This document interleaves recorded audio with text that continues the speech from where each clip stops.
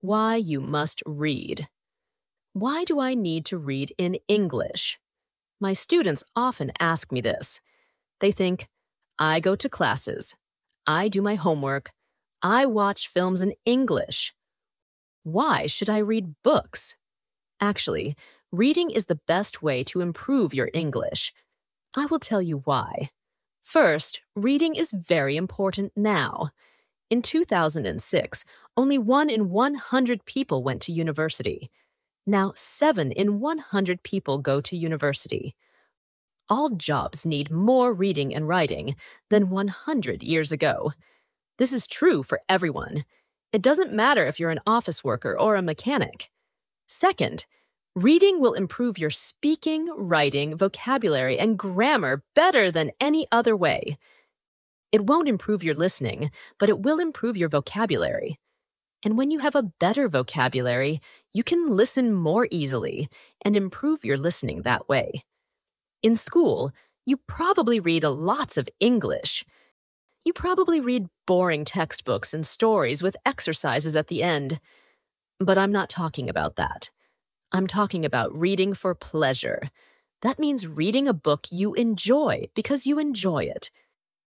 You are not reading because your teacher said, read this book. You are not reading because you think, I should read this book. You are reading because you want to. In 1965, they did an experiment in schools in America. These schools were for boys who had done crimes. For example, some of them stole things. They gave some of the boys free books. They were fun books like James Bond. They said, you can do what you want. You don't have to read the books. But the boys did read the books. They read a lot of books. Some boys read a book every 2 days. After 2 years, they gave the students a test. The students who got the books got better at reading and writing, and they liked school more. The students who did not get the books did not get better at reading and writing. Actually, some of them got worse. This isn't just true for native speakers. They also did an experiment on students learning English in the Fiji Islands. They used 3 ways to teach. The first way was normal English teaching. They did grammar classes, exercises, and so on. The second way was reading in silence. The students read books in class. The third way was reading together. The teacher read books to the students. After 1 year, the 2 ways with reading were the best. They were much better than the students who did normal English classes. They did the experiment again in Singapore. There, the students who read in silence did very well. They did the best in grammar tests. Other students did grammar classes, but they did worse in grammar tests. In normal classes, we try to remember grammar and vocabulary. When we read, we learn them naturally. Maybe you're thinking, when I read in English, it's too hard. I have to use the dictionary all the time. It's boring. I can't do it. I understand. So I wrote this book. I think this book will make you like reading, because the stories are easy and fun. The early stories are short and easy, and the later stories are longer and harder. When you finish the book, you will think, wow, I did it. I make a podcast called Easy Stories in English. 9 of the stories in this book I wrote for Easy Stories in English. 1 of the stories I wrote for this book. But when I made this book, I made the stories better. Now you can read the stories at beginner, pre-intermediate, intermediate, or advanced levels. The stories are all fairy tales. Some are very popular fairy tales, but some are not so popular. One of them I wrote myself. Maybe you're thinking, fairy tales? Fairy tales are for children. I need useful vocabulary. I need to learn about business and science. That can't be fun. Actually, the vocabulary in these stories will be useful. McQuillan did an experiment where he looked at vocabulary in 22 novels. 85% of the words were on academic word lists. These are lists of words that you need to know to study at university. Rolls and Rogers also did an experiment. They said, if students read 1,000,000 words of science fiction, will they learn important science words for studying at university? The answer was yes. So yes, fairy tales are useful for you too. But I understand if you still don't believe me. When I learned about all this, I found it hard to believe too. But I like to try new things and I love learning languages. So in 2017, I decided to do an experiment. I had wanted to learn Spanish for a long time, but I didn't learn much in normal classes. I said, I will read 1,000,000 words in Spanish. Afterwards, I will see what my level is. 1,000,000 words is about 20 novels, so it was a lot of work. I started with very easy reading, like this book. Then I started reading translations of books that I knew in English. For example, I have read Harry Potter and Game of Thrones in English, so I read them in Spanish too. Finally, I read new books in Spanish. I read Latin American authors, that means writers, such as Isabel Allende, Luis Jorge Borges, and Manuel Puig. I loved them. I also listen to podcasts, but I always read the transcripts and added the words to my goal. After I finished reading 1,000,000 words, I wrote and talked to native speakers. I was at an intermediate level. I could understand almost everything I read. I could understand people when they spoke clearly. And I could have conversations. And I had spent most of my time reading, not speaking. In 1 year, I learned more than most students learn in 5 years. I didn't try to remember grammar and vocabulary. I learned them naturally. Maybe you're thinking, I don't believe this. Or maybe you're thinking, wow, I'm going to read for hours every day. But I have to say something very important. You must read books that are easy. You must read books that are fun. If a book is too difficult or too boring, put it down and find another one. Stephen Krashen, an expert in language teaching, says, only read things in English that are fun and interesting. Read things that are really easy, that you wouldn't read in your native language, because they are too easy. So you can read comics, magazines, detective stories, romance stories, and so on. Don't feel bad about reading translations. If you read very easy books, when you see a word you don't know, you will understand the meaning easily. You won't have to use a dictionary. So what is easy? Experiments show that you should understand at least 98% of the words in a text. 98%? That's so high. I know, but let me show you an example. Here is a text where 10% of the words are not real words, so you should understand 90% of the words. Jerry flurged out of bed and opened the curtains. He bimped to himself as he made breakfast. He made coffee and put butter on his poffer. Someone called his phone, and he picked it up. He was very surprised by who was torngling, so his Vinky fell on the floor. Is that easy to understand? Could you read a whole book of that? Here is the same text, but only 2% of the words are not real. So you should understand 98% of the words.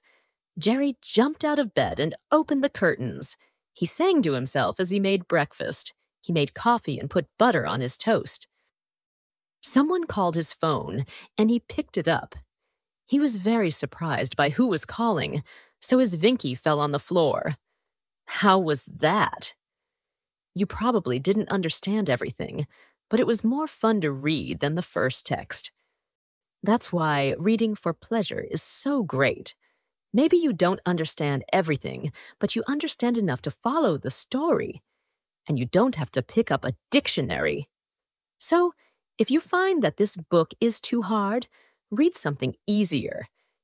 If you find it boring, read something more fun. I know that not everyone likes my writing, and that's okay. find a book that is good for you. When we have fun, we learn much more. Because I want this book to be fun, it has no exercises in it. I thought about adding them after each story, but I don't think it's a good way to spend your time. Instead, you should read more. Read for pleasure. If you finish this book, you can try the level above. Because you already read the stories, you will know them well, and it will be easier to understand. But maybe when you finish this book, you will love stories. I hope so. If you do want to read more, you can listen to my podcast, Easy Stories in English. I write a new story every week with audio and text, and there are over 100 episodes for you to listen to. Happy reading and happy learning. Why you must read. Intermediate level. Why do I need to read in English? I get this question a lot from students. They argue that as long as they're going to classes, doing their homework and watching films in English, there's no need to sit down with something as boring and old-fashioned as a book. Well, to put it simply, they're wrong. In fact, reading is the best thing you can do to learn English, and I'm here to tell you why. Firstly, reading skills are more important than ever, whether that be in English or your native language. In 2006, only 1 in 100 people went to university. Now, it's 7 in 100. All jobs, from office workers to mechanics, require far more reading and writing than a century ago. The competition is higher, and readers win. Secondly, reading is the best way to improve proficiency in English overall. Yes, you heard me right. Reading will improve your speaking, writing, vocabulary, and grammar far more efficiently than any other method. It won't improve your listening skills, but it will give you the vocabulary necessary to train your ear quickly. But it's not just any reading we're talking about. In school, you probably read lots in English. Boring textbooks and stories with exercises at the end. No, we're not talking about that. We're talking about reading for pleasure. That means reading a book because you enjoy it, not because your teacher told you to, not because it's what you're supposed to read to improve your English. No questions, no book reports, just pure pleasure. Yeah, right. You're probably thinking, that's too good to be true. Let me show you. In 1965, an experiment was carried out in juvenile delinquent reform centers in America. One group of the students were given free books. They made sure they were exciting books that would appeal to young boys, such as James Bond. But unlike most reading programs, they were not required to read the books. They were simply given them. They could throw the books away, give them back, or draw on the pages, and nobody would punish them for it. But the boys did read them. They read a lot of them. Some of them read a book every 2 days. At the end of 2 years, they tested the students. Not only did their reading and writing greatly improve, so did their attitude toward school.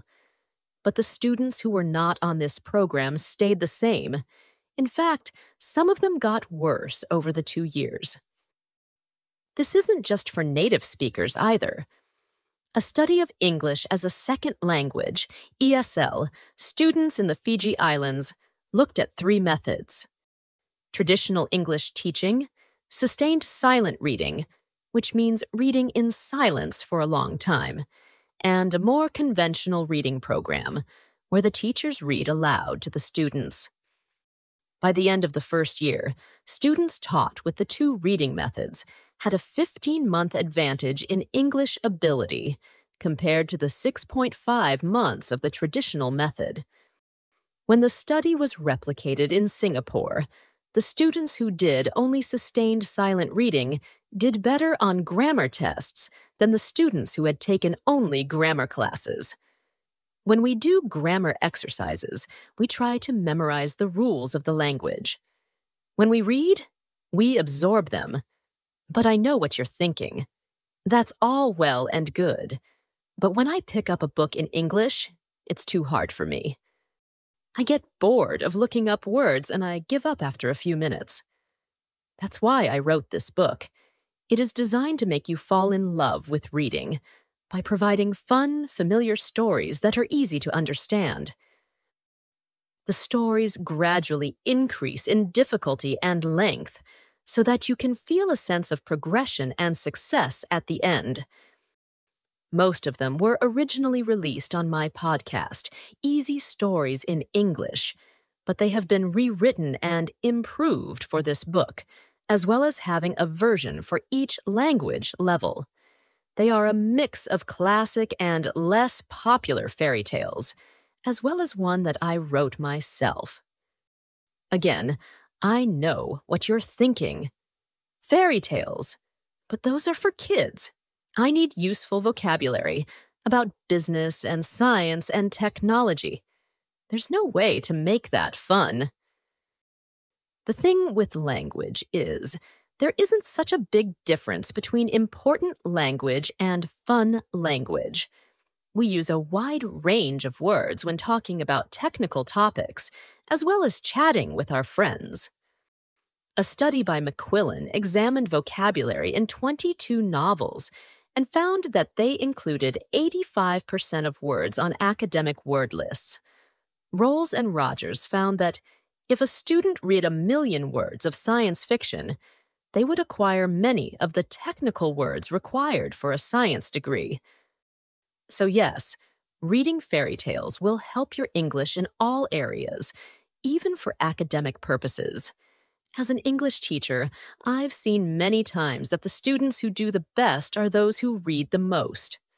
For IELTS, for university, for business, or just for travel, reading is the factor that predicts success. But I understand if you're still unsure. When I learned about all this, I was too. But I like to experiment, and I have a passion for learning languages. So in 2017, I decided to test this theory.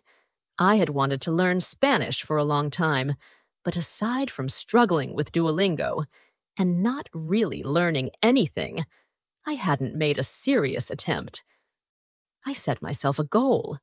I would read 1 million words in Spanish and see what my level was afterwards. 1 million words is roughly 20 standard-length novels, so it was a huge task. I started with very easy resources, like transcripts of podcasts for learners, but I avoided anything that felt too much like work. Once I'd learned the basics, I started reading translations of books that I knew in English, such as Harry Potter and A Song of Ice and Fire. You might know it as Game of Thrones. Finally, I was ready to move on to completely new books, and I fell in love with Latin American authors such as Isabel Allende, Luis Jorge Borges, and Manuel Puig. With the reading, I also listened to podcasts, but I always read the transcripts and counted the words as part of my reading. After I achieved my goal, I tested myself by writing and talking to native speakers and found I was at a decent intermediate level. I could understand almost everything I read, understand clear speech, and have conversations at a comfortable level, even though I had barely spoken the language since I started learning. I had been learning for about a year, and I had made more progress than most students make in 5 years. I didn't memorize the vocabulary and grammar rules. I absorbed them. By this point, you're either thinking, this is all complete nonsense, or you're super excited, ready to start reading for hours a day. But the next thing I'm going to say is extremely important. You must read books that are easy. You must read books that are fun. If a book is too difficult or too boring, put it down and find another one. Stephen Krashen, an expert in the field of second language acquisition, says, read only material in the second language that is genuinely fun and interesting, material that is so easy that you probably feel guilty reading it in your primary language. This is your excuse to read comics, magazines, detective stories, romances, etc. There is no shame in reading translations.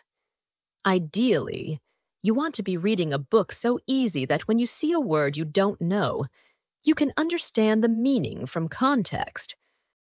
Research has shown that in order for this to happen, the text needs to be at least 98% known words. 98%? That's so high. I know, dear reader, but let me show you an example. Here's a text where I've replaced 10% of the words with nonsense words. That is, it's 90% comprehensible. Jerry flurged out of bed and threw open the curtains. It was a beautiful day. He bimped to himself as he did his daily routine, pouring coffee and buttering Poffer. But then his phone rang, and the person Torngling was so unexpected that he dropped his Vinky on the floor. Is that easy to understand? Could you read a whole book of that? Here's the same text, but 98% comprehensible. Jerry jumped out of bed and threw open the curtains. It was a beautiful day. He sang to himself as he did his daily routine, pouring coffee and buttering toast. But then his phone rang, and the person calling was so unexpected that he dropped his Vinky on the floor. How was that? Even if you couldn't understand everything, I bet it was far more enjoyable to read than the first text. And that's the magic of reading for pleasure. Even if you didn't understand everything, you got enough to follow the story and keep going without having to pick up a dictionary. So if you find that this book is too hard, put it down and read the level below. If you find it boring, go read something else. Yes, I'm giving you permission to stop reading my book. I know not everyone likes my writing style, and that's okay. Find what works for you. As you read, focus on the meaning of the stories, and don't sweat it if you don't understand every single word. Just relax and try to get lost in the pages. Believe it or not, when we have fun, we learn far better. The levels of these volumes are based on the Common European Framework of Reference, a system for defining language levels. You'll know them as A1, A2, B1, B2, C1, and C2, although these books only cover A2 to C1. If you're a 1 level, you probably need more guided teaching before you start reading. And if you're C2 level, then you can start reading books for native speakers. A great strategy, if you don't feel so confident about your reading ability, is to start with the beginner level of the book and reread it level by level, going all the way up to advanced. This will allow you to really absorb the new language and gradually increase the difficulty. There's not a huge difference between the intermediate level stories and the advanced level stories, but even rereading the same story twice can be very effective. We need to repeatedly encounter new words and phrases before our brain can really understand them. Finally, this book has no exercises in it. I considered adding them after each story, but it would contradict everything I just told you. The most effective way to spend your time is reading for pleasure, and exercises distract from that. If, however, you finish this book and find yourself wanting more stories, do go and listen to my podcast, Easy Stories in English. I publish a new story every week with audio and text, and there are over 100 episodes for you to listen through. Happy reading and happy learning.